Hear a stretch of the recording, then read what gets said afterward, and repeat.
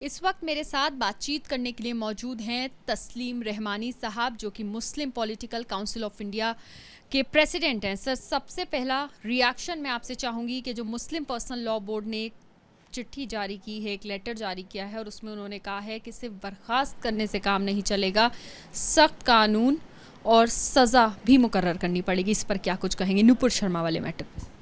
देखिए, ये तो बात सही है कि उन्होंने जो बयान दिया उसका उन्होंने इकबाल भी किया। पहले वो कह रही थी कि ये एडिटेड वर्जन है, लेकिन कल उन्होंने कहा कि उन्होंने कहा, फिर उस किसी जवाब की ज़रूरत नहीं है। अब बॉल सरकार के पाले में है, पार्टी के पाले में नहीं है।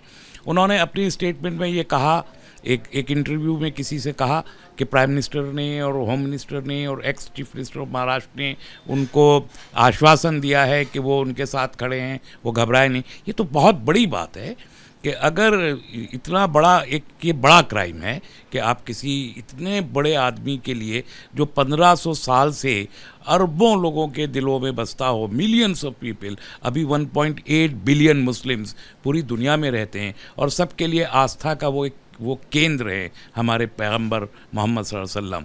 180 लोगों की आस्था का जो केंद्र है, उसके लिए आप ऐसे अपशब्द बोलें और फिर एक शब्द माफ़ी से वो दूर हो जाएगा।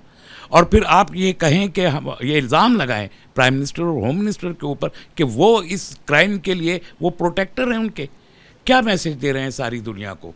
ये हमारे देश का मामला है और हमारे देश में अगर ये मैसेजिंग कोई शख्स भी दे रहा है तो मेरा ख्याल है कि ये तो देशद्रोह का भी उनके ऊपर मुकदमा बनना चाहिए। अगर वो प्रधानमंत्री और होम मिनिस्टर का भी नाम ले रही हैं तो क्यों आखिर उनको गिरफ्तार नहीं किया जा रहा? कि कानपुर में एकतरफा गिरफ्तारियाँ हो रही हैं, मुस्तकिल दूसरे वीडियोस भी सामने आ रहे हैं, प्रोवोकेशन की बातें भी सामने आ रही हैं। उन पत्थर मारने वालों पर आप NSA लगा रहे हैं, गैंगस्टर एक्ट लगा रहे हैं, उनके बुलडोज़र चला के घर तोड़ना चाहते हैं, पुर्की करना चाहते हैं। और ये चूँकि रूलिंग पार्टी की हैं, 180 लोगों के सेंटीमेंट्स को हर्ट कर रही हैं और एक छोटे से लफ्ज़ माफ़ी के साथ ये ख़त्म हो जाएगा किस्सा। पार्टी ने चिट्ठी जारी की और लिखा कि उनको और नवीन जिंदल को, यानी कि नूपुर शर्मा और नवीन जिंदल को पार्टी बर्खास्त करती है 6 साल के लिए।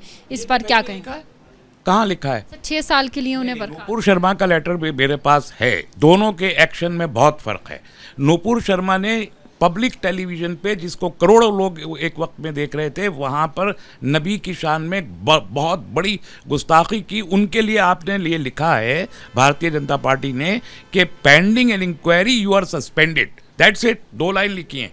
कहीं 6 साल के लिए नहीं लिखा है, कहीं प्राइमरी मेंबरशिप के लिए नहीं। उनको जो असाइनमेंट दिए गए हैं वो अभी रोक दिए गए हैं, तो इसका मतलब इंक्वायरी ख़त्म होगी, वो वापस आ जाएंगी। दूसरी तरफ आप नवीन कुमार जिंदल को आपने लिखा है कि आपको पार्टी से निष्कासित कर दिया गया। इनका निलंबन हुआ है, उनका निष्कासन हुआ है। तो निलंबन और निष्कासन में क्या कोई फ़र्क नहीं होता? सर, मुझे ये बताएं कि मुस्लिम पर्सनल लॉ बोर्ड जो है उसने ये कहा है कि कानून बनना चाहिए। सर, किस तरह के कानून की मांग की जा रही है? ये खैर पर्सनल लॉ बोर्ड का अपना प्रोरोगेटिव है। एक ब्लेसफेमी लॉ होता है, बहुत सारे ममालिक में ब्लेसफेमी लॉ मौजूद है, जिसमें इस किस्म के बड़े धर्म गुरु, चाहे वो भगवान रामचंद्र की जी हों, कृष्ण जी हों, मोहम्मद सल्लल्लाहु अलैहि वसल्लम हों, या हमारे सिख गुरु नानक जी हों, तो इस टाइप के जो बड़े लोग किसी धर्म के होते हैं, उनके खिलाफ कोई भी अपशब्द बोले तो उसके लिए एक अलग कानून होता है, ब्लास्फेमी लॉ।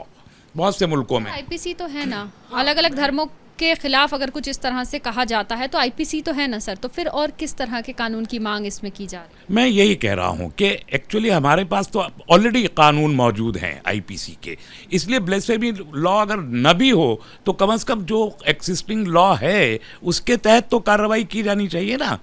तो मैं नहीं, पर्सनल लॉ बोर्ड कह रहा होगा, मैं इस हक में नहीं हूँ कि मजीद कोई कानून लाए। We have sufficient laws to book these kind of people.